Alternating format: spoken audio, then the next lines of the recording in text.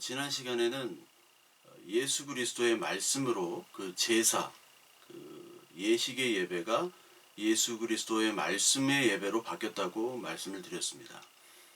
근데 많은 분들이 이렇게 오해하는 분들도 있습니다. 예수 그리스도의 말씀의 예배로 바뀌었다는 것이 이 설교의 예배, 그리고 목회자가 전해주는 그런 설교의 예배와 말씀의 예배로 착각하시는 분들이 많이 있어요.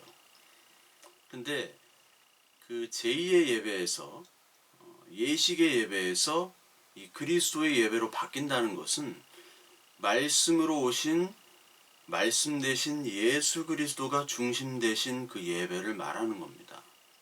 그래서 목회자의 설교, 목회자의 말이 중요한 것이 아니라 예수 그리스도의 말씀이 중심이 된다는 거예요. 물론 이 설교가 예배의 중심이 되기도 합니다. 그런데 그 예배의 중심은 그 설교가 아니라 바로 우리에게 주신 그리스도의 말씀입니다.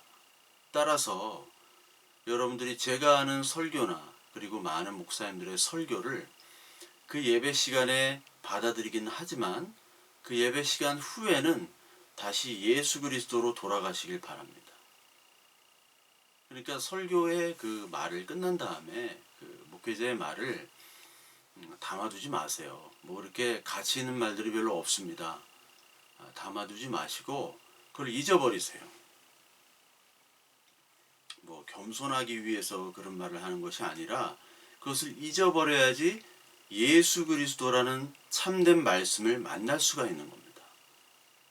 소개팅 같은 거 하더라도 중매쟁이가 있는데 중매쟁이가 끝까지 그 자리에 남아있으면 안 되거든요. 연결을 시켜주고 떠나야 돼요.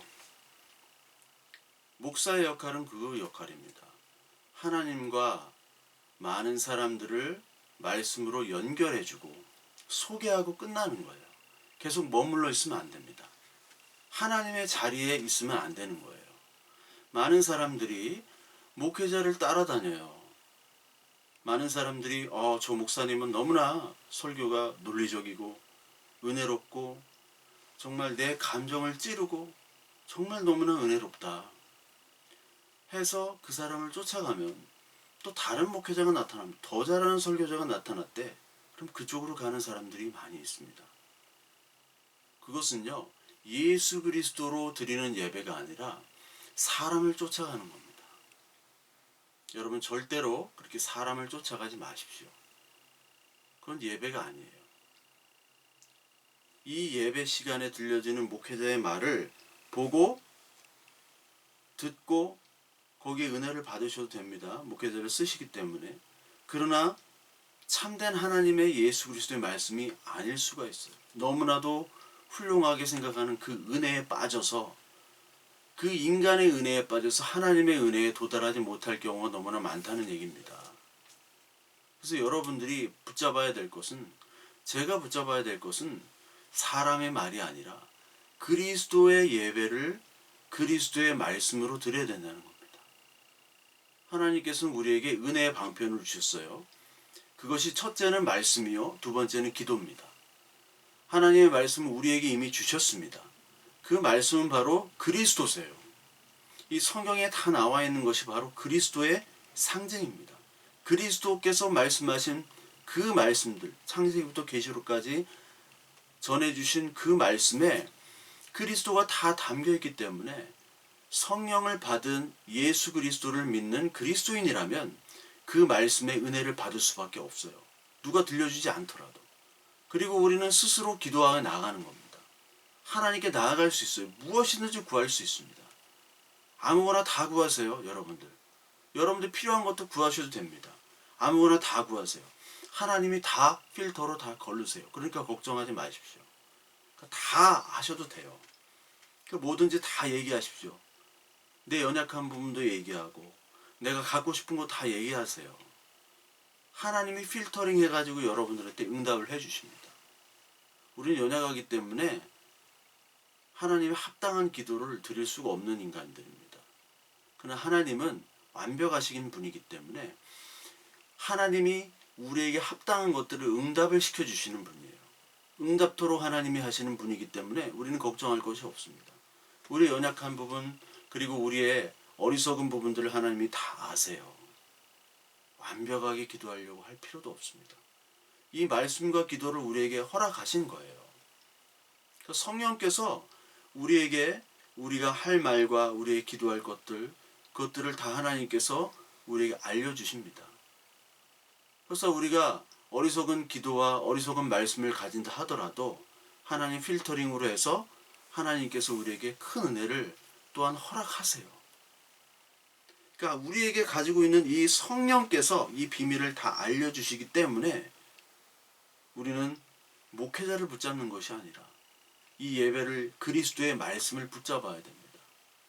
목회자를 붙잡았다가 더 뛰어난 목회자, 더 나은 목회자를 찾아가는 많은 사람들 우리 너무나 많이 주위에서 보게 됩니다.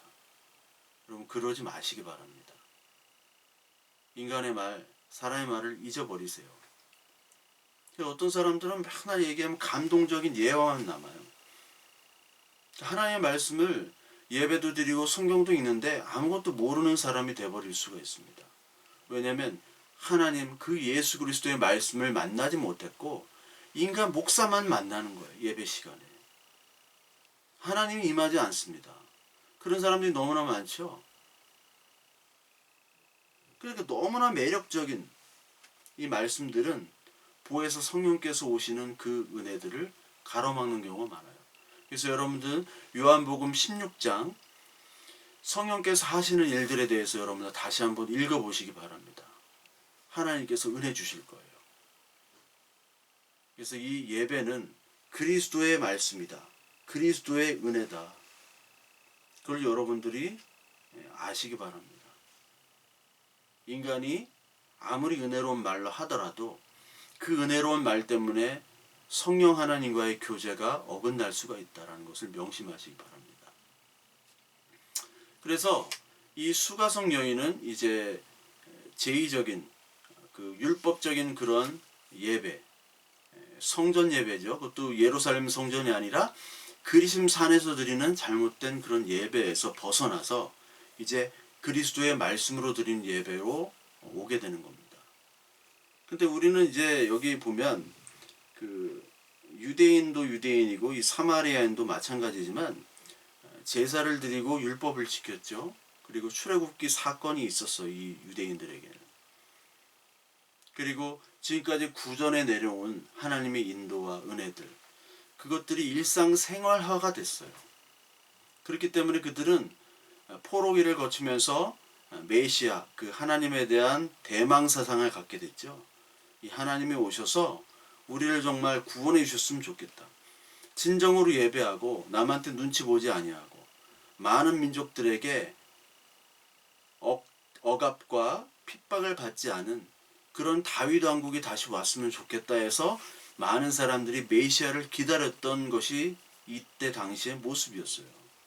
메시아를 기다렸어요. 그리고 그들의 삶은 율법과 성전과 같은 삶이었죠. 이슬람이나 유대인들 보면 특히 이슬람 사람들을 보면 그 삶이 바로 율법이고 율법이 삶이잖아요. 종교와 삶이 연결되어 있습니다.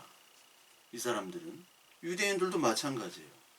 그러니까 자연스럽게 이 메시아에 대한 대망사상 고백이 나오는 사람들이에요. 그런데 저와 여러분들을 보십시오. 지금 어떤 세상입니까? 과학기술 세상, 자본주의, 그리고 학교 교육, 세련된 학교 교육을 다 받죠. 우리가 과학시대에 살고 있어요. 그런 시대에 우리가 유대인도 아닙니다. 율법을 지켜본 적도 없고 율법을 알지도 못해요. 성전 구경도 못 해봤습니다. 여기서 말하는 성전은 교회의 그런 예배당을 성전이라고 부르는 것이 아니라 다 아시죠? 예루살렘 성전 구경도 못했어요. 우리는. 알지도 못해요. 신앙과 생활이 분리된 상태입니다. 그러니까 지금 메시아가 오고 예수가 그리스도다라는 것을 우리가 고백한다는 것은 사실 이건 굉장히 힘든 거예요. 인간 본성과 다른 겁니다. 그러니까 유대인들은 많이 보고도 믿지를 못했잖아요. 근데 우리는 본 적도 없고 율법을 지킨 적도 없고 생활 종교도 아니에요. 자본주의예요. 근데 어떻게 2000년 전에 이 유대인 예수를 그리스도 메시아로 믿는 이 그리스도인이 우리가 되었는가? 그것이 바로 하나님의 동일하신 은혜의 역사죠. 저와 여러분들 다른 세상에 살고 있지만 하나님의 은혜와 사랑과 능력은 어제나 오늘이나 앞으로도 동일하신 분이기 때문에 저와 여러분들 이런 시대에 살면서도 이 예전에 그 주신 하나님의 말씀들을 우리가 믿고 따를 수 있다는 겁니다. 그것이 바로 하나님의 은혜예요. 오늘 대한민국에 살면서도 그리스도인이 가능된 이유는 바로 하나님의 은혜와 사랑인 것입니다. 유대인들은 아직도 그리스도가 유대인으로 왔지만 믿질 않잖아요. 유대인들은 지금 육체적인 것에 너무나 흠뻑 빠져 있습니다. 모든 것이 다 자기 세상이고 세상의 모든 돈도 유대인이고 권력이 다 유대인에게서 나오기 때문에 이제 더 이상 메시아가 필요가 없어요. 우리 같은 연약한 존재들 메시아가 필요가 있잖아요. 메시아가 없으면 우리 연약함 어떻게 벗어날 수 있습니까? 누구에게 구할 수 있습니까? 그것이 바로 우리의 축복입니다. 하나님의 은혜예요. 나의 나된 것 하나님의 은혜로 왔습니다. 그러니까 하나님께서는 우리에게 구원을 주셨고 우리는 죄의 상태로 있었는데 이 죄의 상태를 예수 그리스도께서 은혜의 상태, 구원의 상태로 만들어 주셨죠. 어떻게 가능했느냐? 우리의 죄의 본질은 인간이 하나님의 자리에 대신 올라갔다는 것이 바로 죄의 본질이죠. 그런데 구원의 본질은 뭐냐면 하나님이 인간의 자리로 내려오셨다는 겁니다. 반대예요. 인간은 하나님의 자리로 올라갔고 하나님께서는 인간의 자리로 내려오셨습니다. 그리고 인간은 자신을 왕으로, 자신의 주인으로 하나님과 맞서 싸우죠. 근데 하나님은 자기의 뜻을 꺾으시고 이 땅에 내려오셔서 인간을 위해서 자신의 몸을 희생하셨습니다. 인간은 희생하지 않습니다. 인간은 끊임없이 자기의 유익을 위해서 싸우는 존재예요. 여러분들 일상생활에서 부딪히는, 직장생활에서 여러 사회생활에서 부딪히는 모습들, 가장 본질적인 모습이 자기가 절대로 손해보려고 하지 않은 것들, 그리고 나와 같은 위치에 있지만 누구 하나가 잘 되면 그것을 너무나 배아파하는, 내가 최고여야 되고 내가 주인이어야 되고 내가 칭찬받아 마땅해야 될 존재라고 생각하는 사람들의 모습이 바로 죄의 본질입니다. 근데 예수님께서는 하나님과 본체심에도 불구하고 자신의 것들을 다 내려놓으시고 이 땅에서 죄인이 돼서 죽으셨다는 거예요. 이게 구원의 본질입니다. 인간의 본질과 다 달라요. 인간은 계속해서 자기 권리를 주장하지만 하나님께서는 자기의 권리를 내려놓고 이 땅에 오셨습니다. 그렇기 때문에 우리는 구원을 받을 수가 있었던 거죠. 오늘 이 사마리아 여인과 예수님의 만남은 이 두 본질, 전혀 다른 본질의 만남이에요. 전혀 어울릴 수 없는 물과 기름과 같은 죄와 사망의 존재와 그리고 은혜와 사랑의 존재가 만나는 겁니다. 섞일 수가 없습니다. 하나가 희생을 해야 돼요. 예수 그리스도께서 희생을 함으로 이 존재가 만나는 겁니다. 이 세상의 사람들이 볼 때는 여기 장돌뱅이 같은 장돌뱅이 두목 같은 그 남자, 30세 남자랑 진짜 왕따 당하는 여자, 이 여자가 우물가에서 만나서 시답지 않는 얘기 하고 있는 거예요. 세상이 볼 때는. 그러나 하나님 나라에 볼 때는 이건 우주적인 사건이죠. 섞일 수 없는 두 본질이 만나서 하나님을 찬양하게 되고 예수 그리스도를 믿게 되면 동시에 그 예수 그리스도가 예수가 메시아라는 것을 이 동네 사람들에게 전하는 아주 위대한 우주적인 사건이 이곳 현장에서 벌어지고 있는 겁니다. 근데 세상은 그것을 알지 못하죠. 우리 중에서도 그것을 알지 못하는 사람이 있을 거예요. 우리 중에서도 이 성경의 말씀과 하나님이 주시는 우리의 은혜들을 정말 가치 없는 것으로 보는 경우가 너무나 많습니다. 그런 사람이 저와 여러분들이라면 오늘 예수 그리스도의 말씀으로 하나님 고쳐주세요. 하나님 나를 바꿔주세요 하는 그런 은혜의 예배를, 말씀의 예배를 저와 여러분들이 드리길 바랍니다. 그러니까 오늘 이 사마리아 여인에게 나타나신 그 은혜의 구원은 지난 시간에도 얘기했듯이 죄를 일단 드러내시고 네 남편과 네 생활들을 다 얘기하시고 예수 그리스도로 다시 덮으시는 것으로 이제 연결이 되죠. 그러니까 죄가 드러나는 겁니다. 너의 죄, 여러 남편을 섬겼지. 여러 남편을 섬기는 죄를 드러내는 거죠. 여러 남편을 섬겼다는 것은 쉽게 말하자면 우리가 생각할 수 있는 모든 우리의 욕망들, 모든 우상을 다 얘기하는 거예요. 저와 여러분들이 바로 이 사마리아 여인이고 이 사마리아 여인이 가졌던 이 5 남편입니다. 그리심산에서 예배하는 것은 뭐냐?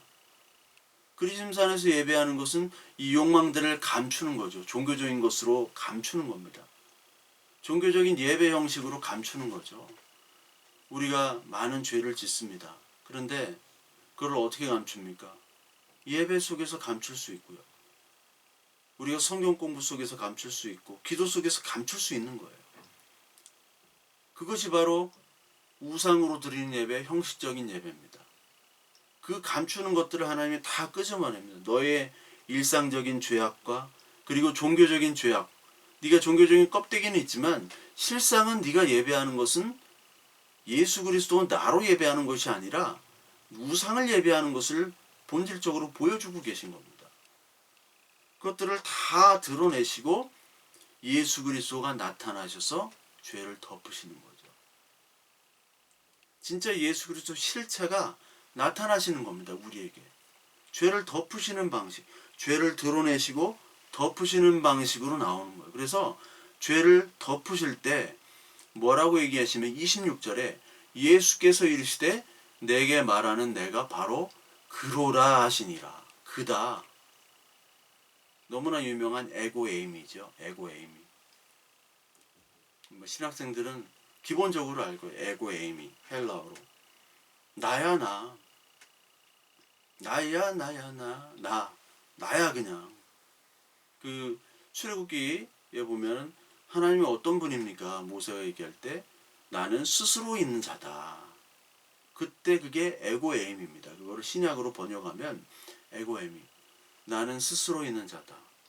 나는 나다. 그 스스로 있는 자다라는 번역은 아니에요. 사실 원래는 그냥 우리가 의역한 것이고 그냥 직역을 하면 나야. 나는 나야. 누구도 설명할 수 없어. 그 인간의 본질과 인간의 존재가 아니라는 겁니다. 아무리 얘기해도 인간이 알 수 없는 존재, 그게 나야 나. 거기에는 뭐가 있냐면 인간이 할 수 없는 일들을 다 할 수 있고 인간이 저지르는 그 죄악과 사망에서 상관없는 그걸 벗어나는 분임을 이 본질에서 얘기하고 계신 겁니다. 즉 하나님의 본질을 얘기하는 것이죠. 그러니까 인간은 하나님의 이 존재의 본질을 만날 때 진짜 인간이 되는 거예요. 뭐 실존 철학처럼 우리의 실존이 막 본질에 앞선다. 우리의 실존이라는 것은 내가 진짜 현재 살고 있고 느끼고 지금 이 순간이 중요한 거예요. 이 순간이 중요한 것이 본질, 본체라는 본질이라는 것은 서양 철학에서 보편적인 진리를 얘기한다고 말씀을 드렸죠. 보편적인 진리는 기독교의 그 하나님을 얘기하는 거예요. 그 하나님이 어쩌고 저쩌고 그리고 보편적인 어떤 도덕과 질서 이런 건 아무 의미가 없다 이제 현대에는. 그런 거 얘기하고 따져봤자 뭐 했느냐. 전쟁밖에 더 하지 않았느냐.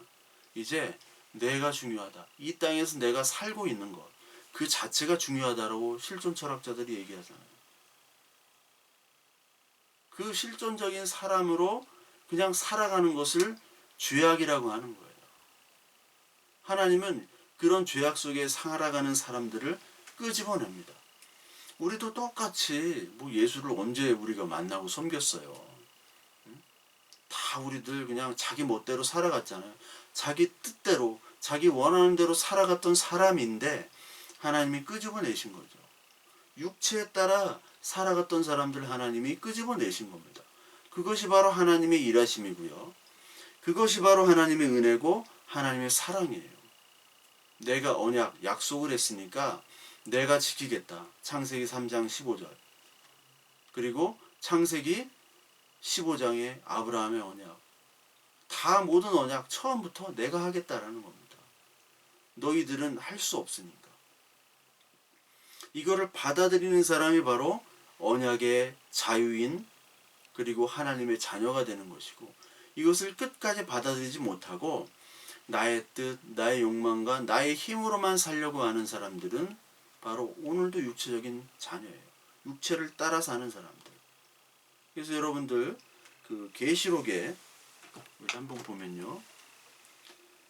계시록 2장 우리 보면 그 7교회가 나오죠. 7교회 보면은 그 계시록 2장 9절에 보면 내가 내 환난과 궁핍을 알거니와 실상은 내가 부요한 자니라.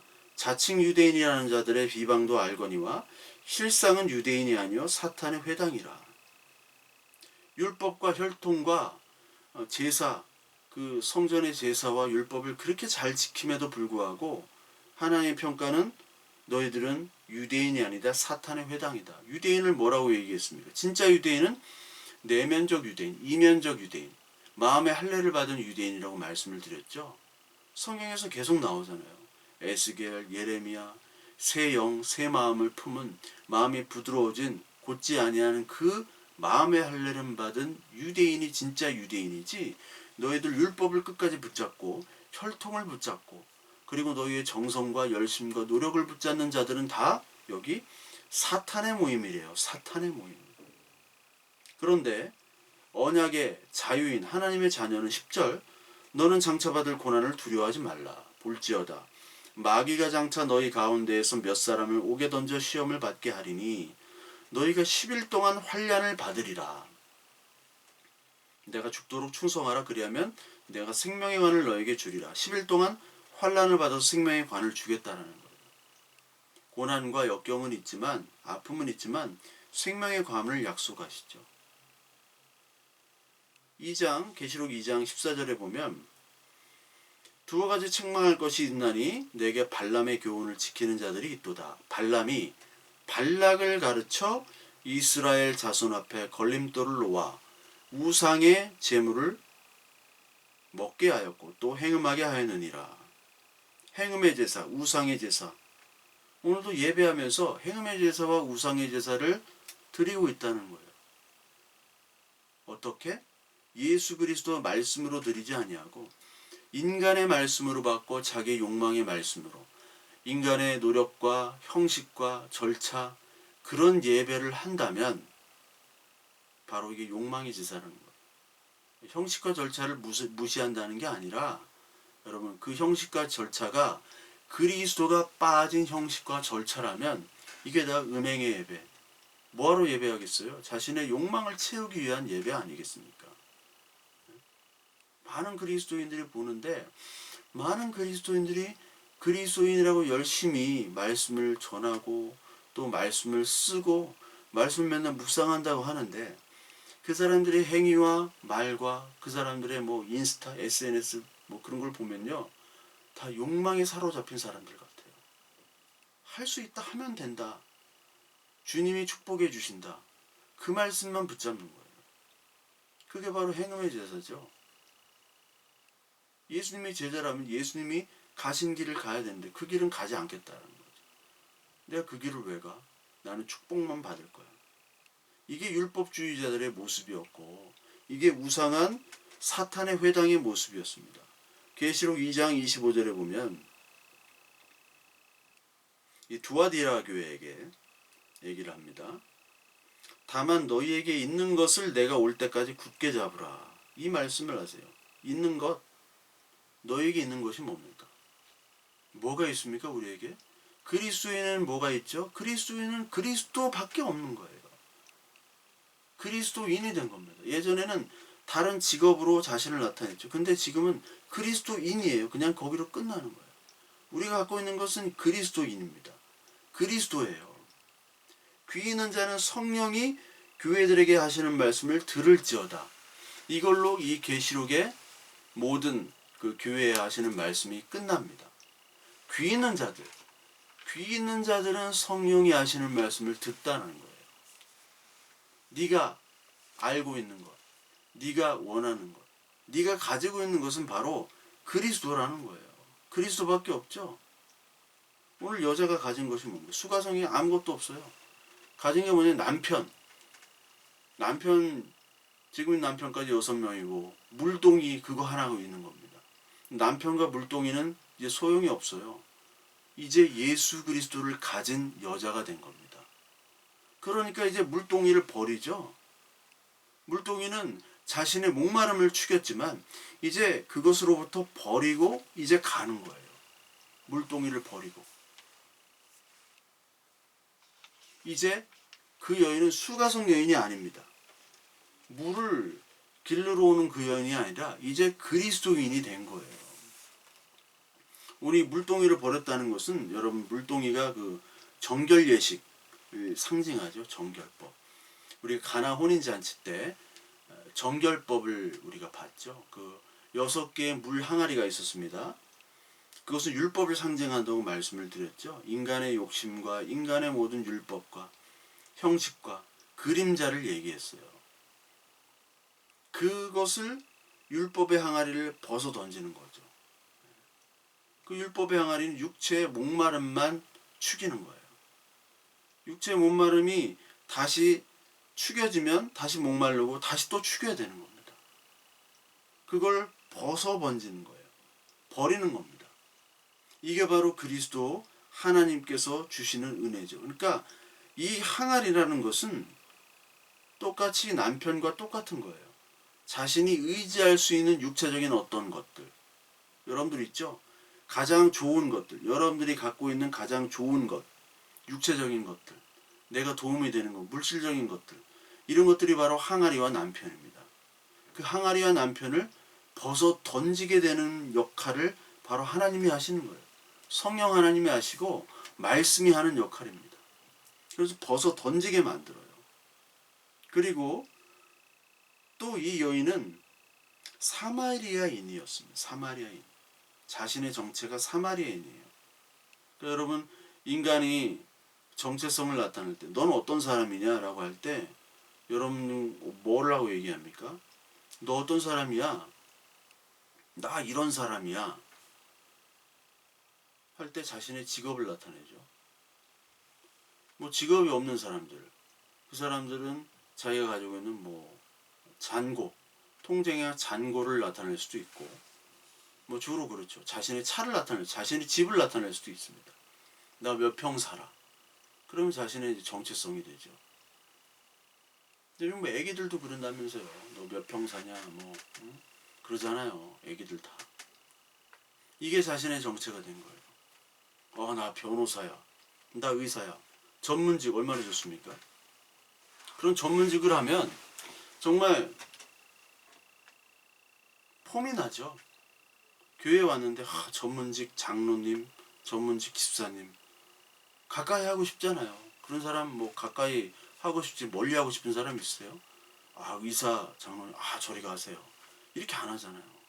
의사세요? 무슨 과? 피부가 안 좋아서 뭐 교인 DC 되나요? 막 이런 거 물어보잖아요. 근데 이 교인 중에서도 백수도 있을 거고요. 노숙자도 있고 그런 사람들이 있죠. 그런데 교인이야. 근데 다 같은 교인이에요. 교회에서는. 이 세상에서는 의사, 장로, 뭐 변호사, 집사 뭐 이렇게 나타날 수도 있지만 하나님 나라에서는 다 그리스도인으로 통일이 되는 겁니다.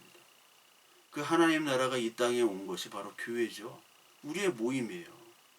우리의 모임에는 직업이 사라져야 됩니다. 목사 사라져야 돼요. 목사라는 것도 사라져야 되는 거예요. 그것도 어떤 정체성을 나타내는 거예요. 나는 목사야. 나는 너희들의 영적인 아비야. 영적인 아비라는 것은 없다고 얘기했죠. 다 형제라고 했습니다. 아버지는 한 분이에요. 다 똑같아요. 폼나고 싶어 합니다. 많은 사람들이. 저도 아주 유명한 스포츠 스타가 되고 목사가 했으면 얼마나 좋을까. 그런 생각도 예전에 해봤어요. 운동은 잘 못하지만. 근데 만약에 제가 뭐 유명한 스포츠 스타가 됐다 그러면 목회자를 했을까요? 절대 안 했을 거라고. 그러니까 그런 생각들은 정말 다 쓸데없는 공상입니다. 내가 박사면서 뭐 의사면서 그러면서 목사를 하겠다.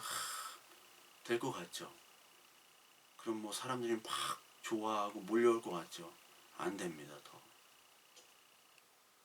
우리는 정체가 바로 그리스도인이에요. 이 여자는 사마리아인, 많은 사람들에게 무시당하는 사마리아 여인, 와 마을에서도 왕따 당하는 그런 여인인데 이제 정체성이 달라졌어요. 그냥 그리스도 여인, 그리스도인이 된 겁니다. 그리스도가 이제 하나가 되어 움직이는 사람이 된 거예요. 예전엔 그리스도와 아무런 상관이 없는 사람이었는데 그리스도가 나에게 딱 붙어가지고 떨어지지 않는 그런 그리스도인이 된 거예요. 그냥 수가성 여인도 아니고 그냥 그리스도인이에요. 예수 그리스도인, 그리스도인이라고 하잖아요. 우리를 기독교라고 하고. 그것은 그리스도가 내 한 몸이 돼가지고 내가 가는 곳이 그리스도가 전해지는 것이에요. 내가 가면 그게 그리스도가 가는 것이고 그리스도인이 가는 거예요. 이제 그 앞에 의사다, 변호사다, 백수다, 뭐 건달이다, 세입자다 이런 말들이 다 빠지는 거예요. 목사다 다 빠지는 거예요. 그리스도가 한 몸이 되기 때문에. 사도행전 1장 8절에 보면 성령이 너에게 임하시면 너희가 권능을 받고 예루살렘과 온 유다와 사마리아 땅끝까지 이르러 내 증인이 되리라. 내 증인, 그리스도의 증인이 되는 겁니다. 성령의 역할은 이제 네가 그리스도와 함께 돼서 그리스도의 증인이 되는 거야. 사도행전 2장 31절부터 보면 예수를 하나님이 살리신 일을 증언한다라고 얘기해요. 우리가 증언이 뭐냐면 예수를 하나님이 살리신 것을 증언한다. 이 역할을 하는 거예요. 그리스도의 부활을 말하되 그가 음부의 버림이 되지 않고 그의 육신이 썩음을 당하지 아니하시리라 하더니 이 예수를 하나님이 살리신지라 우리가 다 이 일의 증인이로다. 하나님이 오른손으로 예수를 높이심에 그가 약속하신 성령을 아버지께 받아서 너희가 보고 듣는 이것을 부어주셨느니라. 그런즉 이스라엘 온 집은 확실히 알지니 너희가 십자가에 못 박은 이 예수를 하나님이 주와 그리스도가 되게 하셨느니라 하니라. 이걸 증거하는 겁니다. 너희들이 못 박은 예수가 바로 너희들이 기다리던 메시아 그리스도다. 증거하는 사람으로 거듭나게 만드는 거죠. 사도행전 3장 6절에 보면 은과 금은 내게 없거니와 내가 내게 있는 것으로 주노니 일어나 걸으라. 내게 있는 것으로 준다. 사도행전 3장 그 성전 미문 앞에 앉아 있는 그 장애인에게 베드로와 요한이 얘기하죠. 내게 있는 것. 내게 있는 것이 뭡니까? 은과 금은 없는데 내게 있는 바로 예수 그리스도를 너에게 주겠다는 거예요. 그러니까 우리에게 있는 것은 그리스도지 어떤 직분이나 돈이나 어떤 예배당이나 이런 것이 아니에요. 내게 있는 그리스도. 그리스도가 우리의 양식이고 생명의 떡입니다. 그래서 요한복음 4장 우리가 읽은 요한복음 4장 있죠. 4장을 보시면 우리가 읽고 이제 양식에 대해서 얘기합니다. 우리가 이제 그 사마리아 여인이 동네 사람들에게 복음을 전하고 사람들이 예수께로 오더라. 그러면서 이 4장 32절 이르시되 내게는 너희가 알지 못하는 먹을 양식이 있느니라. 이 말씀을 하시는 거죠. 양식. 우리에게는 양식, 생명의 양식, 바로 너희들이 알지 못하는 그 양식을 나는 먹고 있다. 너희들은 지금까지 다른 양식을 먹었는데 나는 지금 먹고 있는 양식이 따로 있다. 그게 뭐냐? 여기 34절에 보니까 그 양식은 나를 보내신 이의 뜻을 행하며 그의 일을 온전히 이루는 이것이니라. 하나님이 뜻을 이루고 하나님이 일, 온전히 보내는 거예요. 그게 뭐냐면 우리를 구원하시는 일이죠. 하나님의 양식, 구원하는 일이에요. 그러니까 나의 양식, 그 일을 온전히 이루는 것. 이것이 바로 요한복음 6장 29절에 나오는데 하나님의 일은 뭐냐? 그의 일. 그의 일은 하나님의 보내신 자를 믿는 것이다. 하나님이 보내신 그 예수 그리스도를 믿는 것이 그의 일이고 그의 일이 바로 하나님의 뜻이며 그것이 바로 양식인 거예요. 그러니까 이 물동이를 버린 이 여인은 자신의 양식이 바로 그리스도임을 깨닫고 이제 예수 그리스도를 믿고 그것을 전하는 자, 양식을 주러 가는 거예요. 물동이가 양식이 아닙니다. 물이 양식이 아니라 진짜 생명수 그 양식을 전해주러 가는 그 여인으로 이제 거듭나게 되는 것이죠. 이것이 우리에게 가장 중요하다. 우리는 지금 어떤 양식을 먹고 있는가? 우리 예배당에 나와서 예배하고 기도하고 근데 과연 예수 그리스도라는 양식을 저와 여러분들이 지금 먹고 있습니까? 먹고 갑니까? 어떤 힘으로 저와 여러분들 지금 살아가고 있습니까? 저와 여러분들이 밥심으로 살아가죠? 근데 그리스도인은 그리스도의 힘으로 살아가야 돼요. 그리스도의 힘으로. 근데 그렇게 하고 있습니까? 그 양식을 먹고 있느냐 그거죠. 그것이 예배인데 그것이 마땅한 그리스도인인데 우리가 그 대답을 자신 있게 할 수 없다면 우리는 다시 생각해야 됩니다. 나는 정말 예수 그리스도를 믿는 사람인가? 그 고백이 없잖아요. 그 고백이 없다면 나는 그리스도를 믿는 사람이 아니에요. 저와 여러분들이 그리스도의 힘으로 그리스도가 기쁨이고 그리스도가 나의 감사고 그리스도가 나의 힘이 아니라 부동산이 올라갔다 내려갔다 주식이 올라갔다 내려갔다 내가 투자한 곳 내가 바라는 곳 내가 행복한 그런 근거들 그런 것들이 흔들릴 때마다 뭐 예배고 뭐고 하나님 말씀이고 다 놓고 싶은 그렇다면 우리의 힘은 다른 데 있는 겁니다. 그리스도가 아니에요. 이 그리스도에 하신 그 양식의 말씀을 먹고 듣고 믿게 된 그 믿음의 고백 그 위에 이제 이 여인은 예수 그리스도인이 된 것이고 그리스도인으로서 전도를 하게 가는 거죠. 그 전도자가 된 거예요. 복의 근원으로서 복의 근원이 되어 이제 복을 뿌리러 다니는 이 여인이 되게 되는 겁니다. 그러니까 믿음과 하나님의 말씀에 대한 고백 이것이 됐을 때 전도가 되는 거죠. 전도자가 되는 거예요. 내가 되고 싶어서 되는 게 아니라 그리스도 하나님께서 전도자로 만드시는 겁니다. 우리의 정체성은 내가 원하는 것이 아니에요. 내가 노력해서 되는 것이 아니라 하나님이 주시는 거예요. 그렇죠? 내가 원해서 되는 게 아닌데 그리스도인이 내가 원해서 되는 것이 아니고 내가 전도자, 선교사가 되는 것이 원해서 되는 것이 아니라 하나님이 정체를 주시는 거예요. 우리에게. 신자, 성자, 그리고 성도로 주시는 겁니다. 그래서 이 여인을 달려가는 이 물동이를 버려두고 달려가는 전도자로 만들으세요. 만약에 하나님께서 이 여인을 진짜 하나님이 만들어주시는 전도자가 아니었으면 이 여인은 물동이를 지고 가요. 왜? 가다가 목마르면은 물도 마셔야 되고 이 물 나눠주면서 야, 물 좀 마셔 하면서 내 얘기 듣고 뭔가 먹이고 나서 이렇게 해야 되잖아요. 그렇게 다들 생각하죠. 뭔가 먹여야 돼. 먼저 먹여야 돼. 그래야지 귓구멍이 열리고 뭐 눈구멍이 트고 근데 그게 아니라는 거예요. 하나님 만드시면 자기가 의지하는 것들을 다 내려놓고 그리스도를 가지고 가는 거예요. 그게 전도입니다. 그게 선교예요. 제가 예전에 남미 선교사님을 한 분 뵀는데 그분이 인디오 마을에 가서 그 우물을 퍼주는 사역을 계속 하시더라고요. 근데 그 뭐 정글이고 막 그렇게 되니까 사륜구동 차가 또 필요하잖아요. 그러니까 그 파송교회에다가 이제 얘기하면 또 사륜구동 차가 필요하다 이렇게 선교 보고가 오면 막 기도하고 막 하면서 막 사람들이 헌금해주고 막 그러잖아요.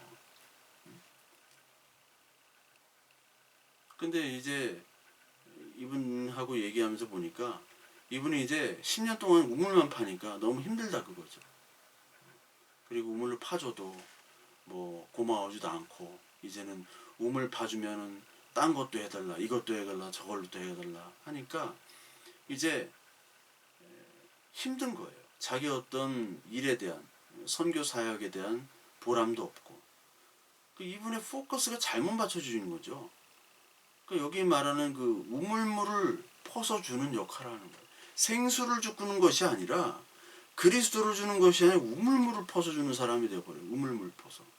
생수 그리스도는 안 주고 맹말 목마른 마시면 다시 목말라 하는 그 우물물을 퍼주니까 계속 갈증만 나죠. 잘못 포커스를 맞는 거예요. 선교 현장에 곳곳이 다 우물이에요. 저도 많이 확인해요. 근데 그 우물이 지금 있냐? 없어요. 다른 선교지들 뭐 동남아나 이런 데는 선교사님이 많잖아요. 학교, 병원 뭐 여러 가지 많이 있었잖아요. 근데 그것들이 지금 거의 다 폐허가 됐습니다. 뭐 다는 아니에요. 다는 아닌데 상당수가. 그리고 그것 때문에 원주민과 선교사끼리의 완력이 생기고요. 또 정부에서 좋은 것들은 그것을 가져가 버립니다. 폐허가 되기도 하고요. 계속 이 마실 물을 주면요. 사람들은 이제 나중에는 물맛 이제 됐으니까 이제 콜라 한번 마셔보자. 사이다 마셔보자. 주스 달라. 그러다가 차라리 이제 공장을 세워달라 그래요. 인간이 다 그런 거예요. 거기에 복음을 해야 되는데 복음이 아닌 다른 것들이 들어간단 말이에요. 근데 사람들은 전폭적인 지원을 해줘요. 특히 80년대, 90년대 파송된 우리 선교사님들은 많은 전폭적인 지원을 받았습니다. 특히 1세대 선교사님들. 그 당시 환율로도 엄청난 돈을 많이 쏟아붓어요. 우물공사 뭐 한 다음에는 막 한국에서 막 돈이 막 날라와요. 원주민들도 다 알아요. 한국 선교사들이 너무나 부자인 거 알아요. 한국 교회가 너무나 부자인 거 다 알아요. 그러니까 더 원하는 거예요. 근데 지금 가보면요 다 폐허가 됐다니까요. 그 예수 그리스도라는 복음을 전해야 되는데 이 물동이를 전해도 물을 뿌리고 있단 말이에요. 생수가 아니라. 그 믿음이 아닌 우리의 열정과 돈으로 선교를 했던 거예요. 지금까지. 근데 진짜 선교는 거기서 말씀을 주어주는 거죠. 하나의 말씀으로 그들을 한 영혼 한 영혼을 섬겨야 되는 거예요. 그러려면 거기서 그 사람들에게 말도 가르쳐야 되고 막 원주민 어도 원주민 쪽으로 가면 배워야 되는 거고 그래서 하나님의 말씀을 가르치고 전파하고 또 어떤 사람은 번역을 해야 되고 이것이 사람이 볼 때는 노는 것 같아요. 맨날 앉아서 책상에서 뭐 책 보고 그리고 그 사람들 만나고 이게 노는 것 같다고요. 막 우물을 파고 학교를 짓고 하면 이제 선교 같은데 진짜 선교사는 맨날 노는 것 같아요, 여러분. 근데 가짜라고 하면 좀 그렇지만 이 생수를 전해주지 않는 분들은 맨날 뭐가 그렇게 바빠요. 근데 다 육신의 일로 바쁜 겁니다. 육신의 일. 여러분들 선교와 이 그 복음 전도에 대한 이 관점을 달리 하셔야 돼요. 그러니까 제가 봐도 진짜 선교사들은 맨날 노는 것 같아요, 진짜. 그러나 복음을 전합니다. 이건 제가 보고 듣고 실제적인 것을 얘기하는 거예요. 맨날 노는 것 같아요. 선교 보고를 하면 맨날 노냐 보고할 게 없어요. 열매가 별로 없거든요. 근데 선교 보고를 하면 막 뭐를 줘야 되고 뭐 집회를 하고 뭐 학교 병원을 짓고 돈이 필요하다 차가 필요하다 그럼 막 와요. 막 그런 거 자랑합니다. 선교사들 사이에서 자랑해요. 한국에 갔더니 집이 생겼다 차가 생겼다. 다는 그렇지 않지만 여러분, 예, 그런 경우가 너무 많다는 거예요. 왜? 하나의 말씀을 모르기 때문에. 돈도 날아가고요, 사람도 날아가고요, 관계도 날아가요. 거기에 물질이 끼기 때문에 나중에 원주민들과 사이도 안 좋아지는 그런 결과가 되어버립니다. 물론 공간이 필요하고 시간이 필요하고 돈도 필요하죠. 그러나 정작 중요한 거는 그리스도가 필요한 거예요. 그리스도. 우리 한국교회 예배당 20년 후에 우리 예배당 한번 봅시다. 어떻게 될 것 같습니까? 지금 교회마다 너무나 대출금이 많아서 빚이 많습니다. 유치원들은 다 없어지겠죠. 산부인과는 이제 거의 없어져요. 지금 있는 유치원들은 이제 어르신들 놀이방으로 다 바뀔 겁니다. 요양병원으로 다 바뀔 거예요. 인구 구조가 바뀝니다. 지금 교회에 사람들이 없어져. 젊은이들이 다 떠나가죠. 근데 지금 남아있는 건 뭐냐면 콘크리트 건물밖에 없어요. 그것도 빛이 허덕이는. 지금까지 우리가 열심으로, 한국 사람만큼 열심인 사람이 어디 있어요? 한국 사람은 가만히 있지를 못해요. 근데 그 열심으로 했던 결과물이 빚더미에 쌓인 콘크리트 건물이에요. 그리스도가 있어야 되는데 빚더미에 쌓인 콘크리트 건물이 다예요. 예전에 우리는 어떻게 배웠냐? 다 집 팔고 대출 받아가지고 교회 예배당 성전 건축 세우고 그렇게 열심히 하고 목사에게 충성하면 하나님 나라에서도 환급받고 또 이 땅에서도 큰 축복을 받는다고 그렇게 생각하고 열심히 했어요. 헌금하고 봉사하고. 남아있는 건 지금 그리스도인은 다 떠나가고 진짜 교회는 다 떠나가고 건물만 남았다는 겁니다. 왜 그랬나요? 그리스도를 알지를 못하기 때문에. 아는 것으로 열심을 섬기지 못하고 모르는 것으로 열심을 하고 자기의 욕망과 자기의 인간 마음대로 하나님을 만들었기 때문에 이 결과가 생기는 거예요. 한 영혼 한 영혼이 교회죠. 한 영혼이 교회예요. 하나님은 말씀과 기도를 주셨어요. 우리에게. 한 영혼이 교회입니다. 우리는 어디든지 다니면서 교회 역할을 하는 거고요. 예배할 수 있고 말씀하고 말씀을 듣고 공부하고 기도할 수 있는 거예요. 그런데 건물이 돼버렸죠. 교회가. 이 사마리아 여인, 이 한 영혼을 위해서 주님은 사마리아를 통과해야 된다고 말씀하셨습니다. 한 영혼, 천하보다 귀한 이 한 영혼. 여러분, 사람이 바뀌는 게 쉽습니까? 어렵죠. 하물며 사람이 이 시대에 그리스도를 믿는다는 고백하는 것, 이거는요 천하가 뒤집어지는 사건입니다. 한 영혼, 한 영혼이 중요한 겁니다. 여러분, 교회에서 한 영혼이 중요한 거예요. 한 영혼이 바뀐다는 건 너무나 큰 사건입니다. 그 한 영혼이 교회예요. 예수 그리스도께서 왕의 복장으로 오시지 않았습니다. 평범한 남자로 왔어요. 뭐 설득한 게 아니에요. 논리적인 감정, 아주 유창한 설교하시지 않아요. 예수님이 유창한 설교자가 아니었던 것 같아요. 그럼에도 불구하고 이 예수님을 통해서 여인이 그리스도로 받아들였습니다. 그리스도, 하나님이 하셨죠. 근데 하나님이 하셨지만 우리가 인간의 어떤 노력과 인간의 뭐 설득, 그것이 아니라 예수 그리스도, 이 하나님이 하시는 것을 믿고 전하는 것. 왜? 나는 의지할 것이 없기 때문에. 나에게 능력이 없습니다. 내가 예수 그리스도를 믿는 것도 내 능력이 되지 않았을 뿐더러 나의 조건과 나의 형편과 관계없이 예수 그리스도가 나에게 다가와서 예수님이 나의 존재가 되셨죠. 그랬듯이 내가 다른 사람에게 복음을 전하는 것 내 능력으로 하는 것이 아니에요. 설득하면 잘 될 것 같죠? 논리적으로 하면 잘 될 것 같죠? 안 돼요. 안 믿어요. 더 안 믿어요. 믿을 것처럼 하다가 튕겨서 나옵니다. 어리석은 것을 우리는 전도하는 거예요. 어리석은 고백을 하는 거예요. 우리는. 시편 23편에 보면 세상이 가장 미련하게 생각하는 말이 이런 거죠. 여호와는 나의 목자시니 내게 부족함이 없으리로다. 내 영혼을 소생시키시고 자기 이름을 위하여 의의 길로 인도하시는도다. 내 평생에 선하심과 인자하심이 반드시 나를 따르리니 내가 여호와의 집에 영원히 살리로다. 부족함이 없다. 그리스도 한 분만으로 만족한다. 이게 세상에서 어떻게 통할 수 있습니까? 안 통하죠. 그러나 하나님은 그 고백을 하도록 우리 입술을 열게 하시고 우리 마음을 열게 하셨다는 거예요. 이것보다 더 큰 기적은 없죠. 내 영혼을 소생시켰대요.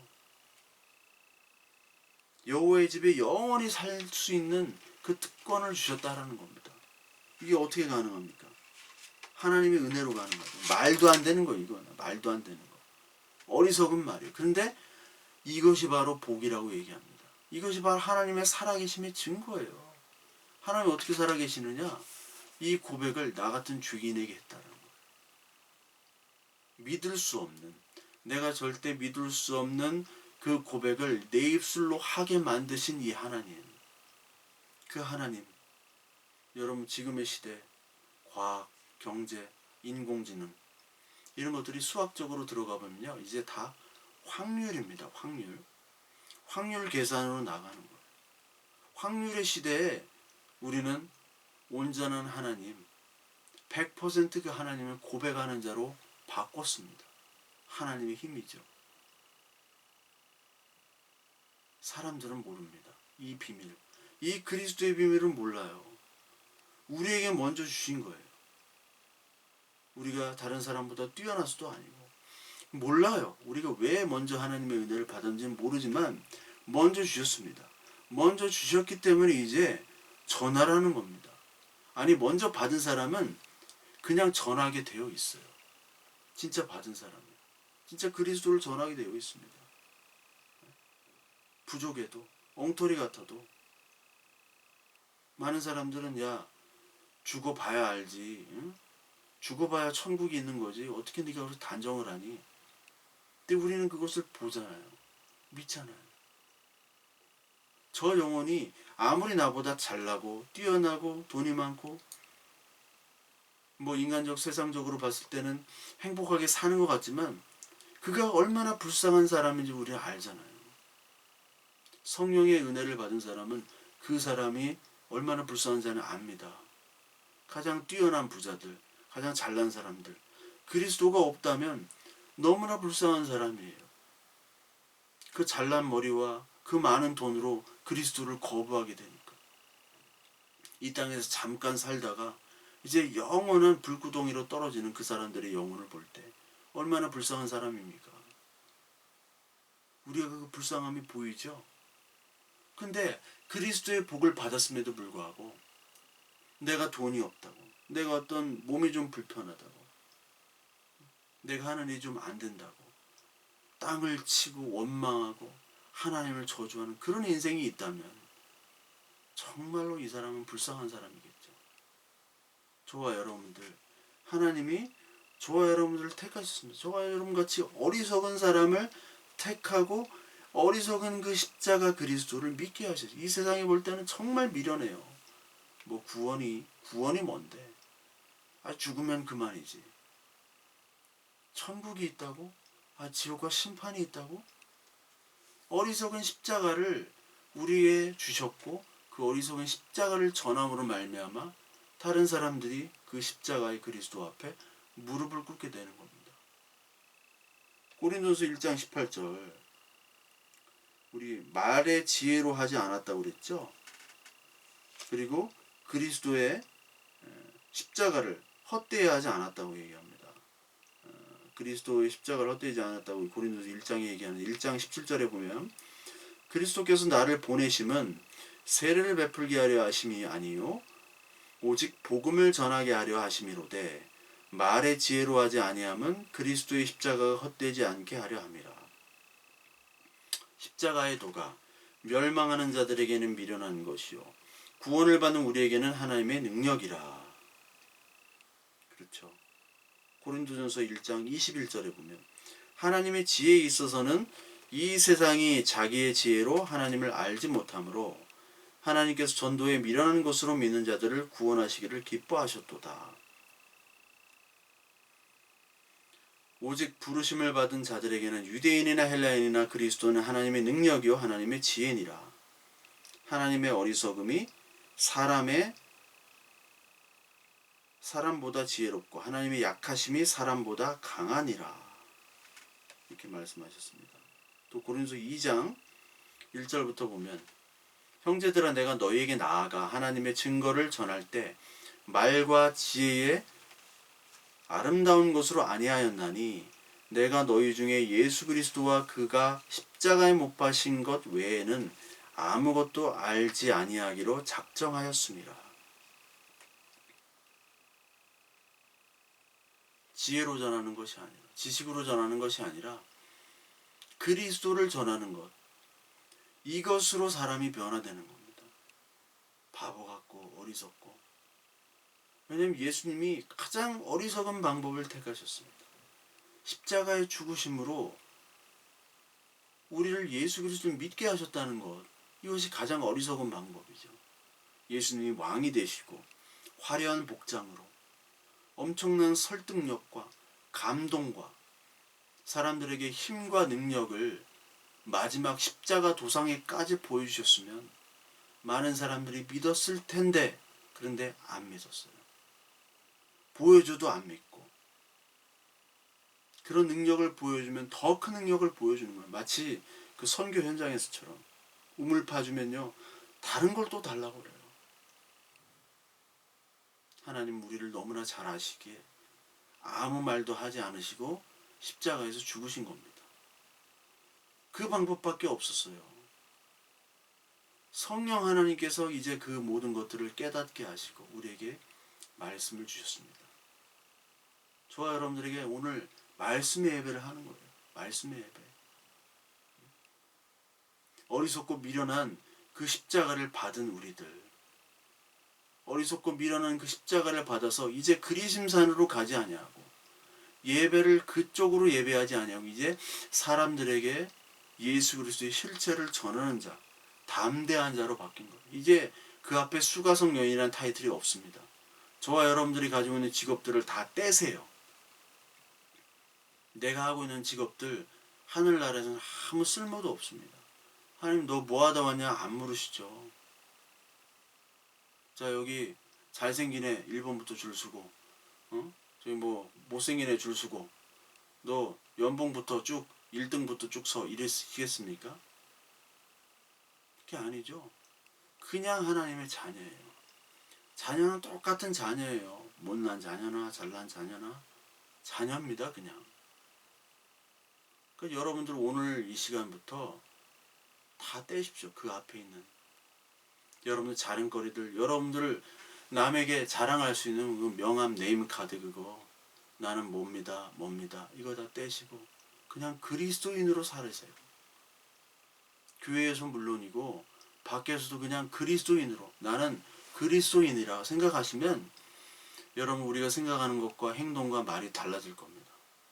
나는 그냥 그리스도인인데 난 아무것도 아닌데. 그리스도의 은혜를 받은 사람은 이제 그 은혜를 기쁨으로 전합니다. 여기 기쁨으로 가잖아요. 여러분 기쁨이 회복되셔야 됩니다.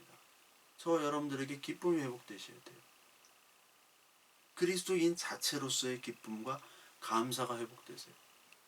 그러면요 다른 사람에게 이 말씀을 전할 때도 더 도덕적이 되라, 더 종교적이 되라 이런 짐을 씌우지 않습니다. 나의 기쁨과 나의 변화됨과 그리고 하나님의 은혜 그 말씀만을 그냥 전하면 되는 거예요. 그냥 말씀만을 전하면 하나님의 말씀이 일하시는 거예요. 목회자들도 너무나 막 잘하려고 하고 막 미사여구를 동원하고 설득을 하고 감동을 주려고 막 웃기려고 하고 이럴 필요가 없습니다. 그렇게 할수록 하나님은 더 사라지게 되고 인간이 드러나요. 그것도 목사의 우상이죠. 오늘 예배 시간에 얼마나 내가 정말 이 말씀으로 스타가 돼야겠다. 이런 스타의식들이 너무나 많아요. 목사는 그거부터 벗어 던져야 됩니다. 설교를 잘하려고 하는, 설교를 사람들에게 막 너무나 막 잘하려고 하는 그런 욕심부터 벗어 던져야 됩니다. 그리고 그리스도인으로 하나님 앞에 먼저 예배자가 되어야 돼요. 목사가 먼저 예배자로 먼저 다 집어던지고 먼저 예배자가 돼야 돼요. 그때 사람이 하나님께서 일하시는 겁니다. 내가 목사다, 내가 전도자다, 설교자다 이 타이틀을 가지면요 내가 우위가 돼요. 제가 예전에 교도소에서 한번 설교한 적이 있는데 교도소 다 수의 아닙니까? 다 수의복. 어떤 사람은 사형수도 있고 그 대전교도소에 가니까 그 교도소에 있는 뭐 목사님이 계시더라고요. 근데 이 젊은 그때 35인가 젊은 목사가 이제 오니까 좀 못 믿어왔나 봐요. 그래서 안 좋아 생각하더라고요.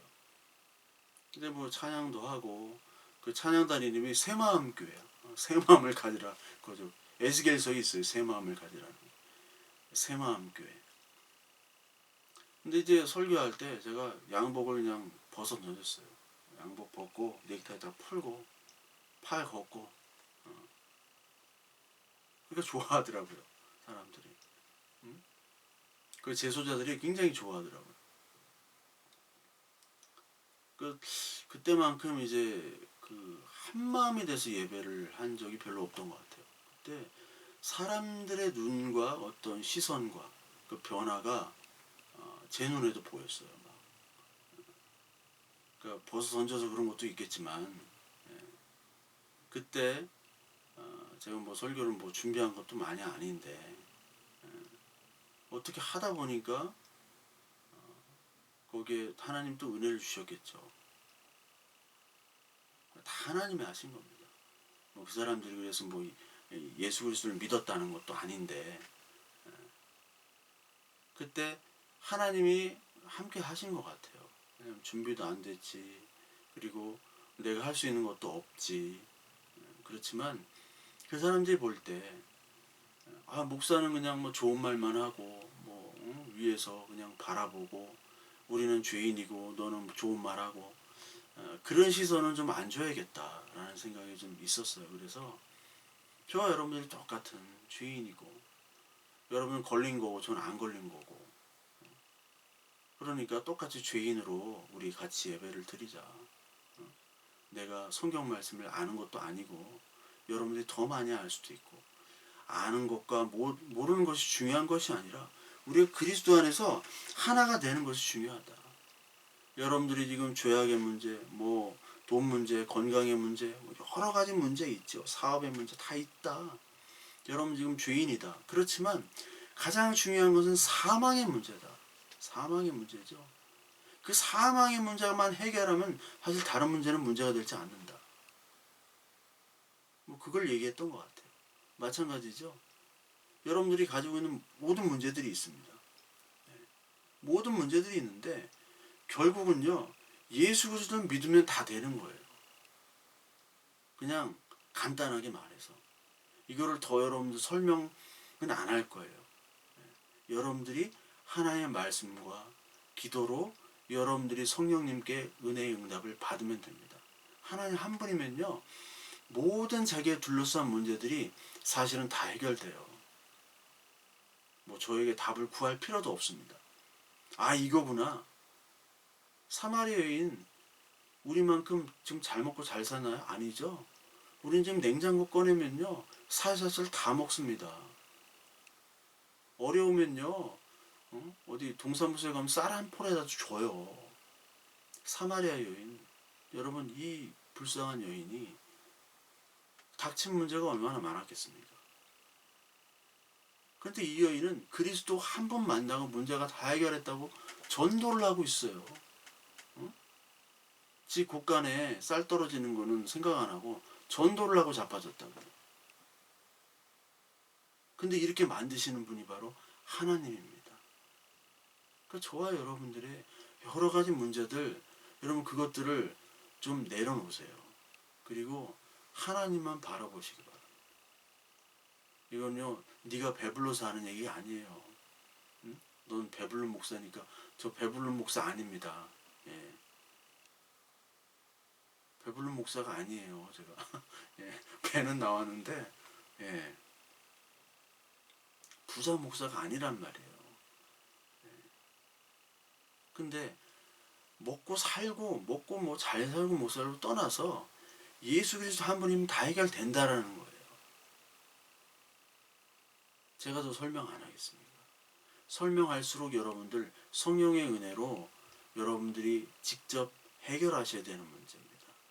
성령 하나님께 기도하시고 말씀을 통해서 하나님께서 은혜 주시면 이게 다 해결이 됩니다. 그래서 바울이 갈라디아서 6장에 뭐라고 했냐면, 그러나 내게는 우리 주 예수 그리스도의 십자가 외에 결코 자랑할 것이 없으니 그리스도로 말미암아 세상이 나를 대하여 십자가에 못 박히고 내가 또한 세상을 대하여 그러하니라.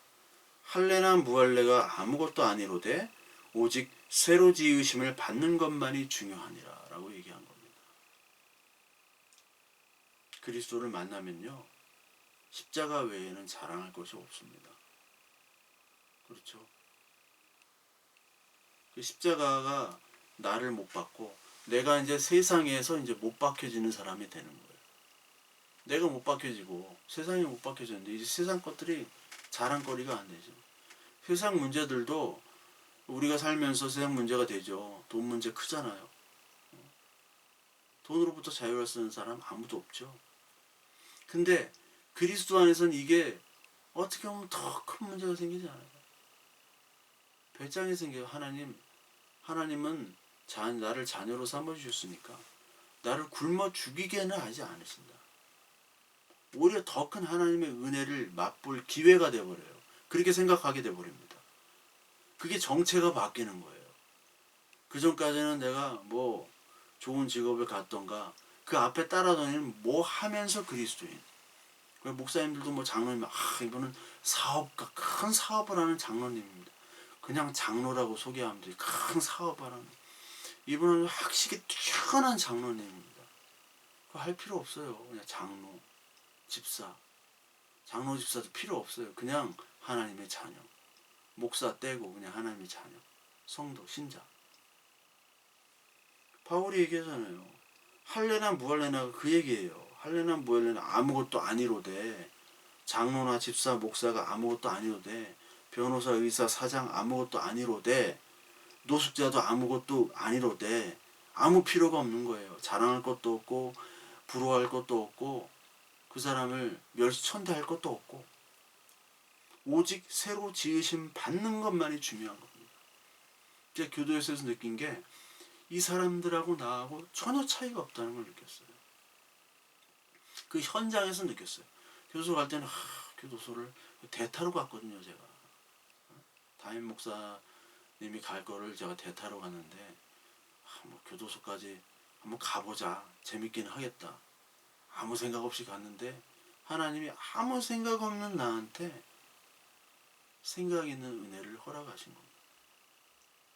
저 사람들이랑 나랑 아무 차이가 없어요. 오히려 나은 사람들이 깜빵 가잖아요. 대통령 가고 뭐 성경에도 요셉 갔죠, 총리 가죠, 다니엘도 갔었죠, 바울도 깜빵에 갔죠. 뭐 깜빵에 안 간 사람이 없잖아요. 크게 되려면 깜빵에 가야 되는구나. 나는 깜빵에 안 가지고 크게 안 될 놈이구나. 근데 가보면 그 사람과 내가 아무 차이가 없어요. 여러분. 회장과 노숙자 하나에 볼 때는 아무 차이가 없습니다. 그냥 마른 뼈, 죽어가는 형상이에요. 껍데기 가죽이에요. 껍데기 가죽.